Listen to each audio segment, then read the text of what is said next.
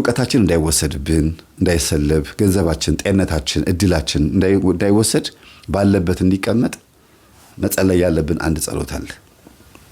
አንደኛ ከዕውቀት ጋር ከሆነ መልካ ዑራኤል ወይም ድርሳነ ዑራኤል መጸለይ ነው። የዕውቀት መልአክ ስለሆነ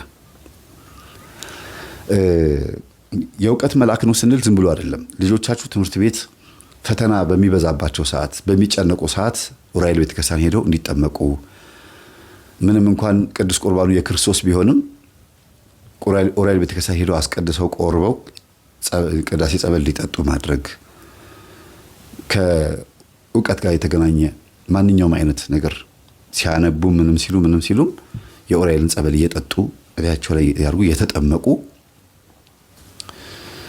በመልካም መልኩ መኖር ዕውቀትን ያሳድጋልም ያጸናልም አይወሰድብንም አይሰለብብንም የመርሳት ችግርን ሁሉ ያስወግዳል። በርሜል ቅዱስ ጊዮርጊስ በዚህ አጋጣሚ ልናገር እንፈልገው የአእምሮ ዝግመት ችግር ያለባቸው የሚጥል በሽታ ያለባቸው ሰዎች ሄደው ቢጠመቁ መልካም ነው። ብዙ ሰው ሲድን አይቻለሁ። ይሄን እንደ ምስክርነት ነው የምሰጠው። በጣም ብዙ ሰው እንደ አንድ መረጃም ጭምር ነው።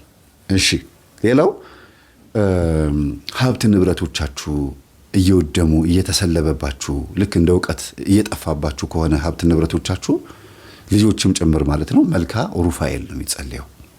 መልካ ሩፋኤል በቃ በእርግጥ አባካኝ ሆነን እኛ ገንዘቡን እንደፈለግን እየመዘዝን ሰይጣን አባከነብኝ ማለት የለብንም።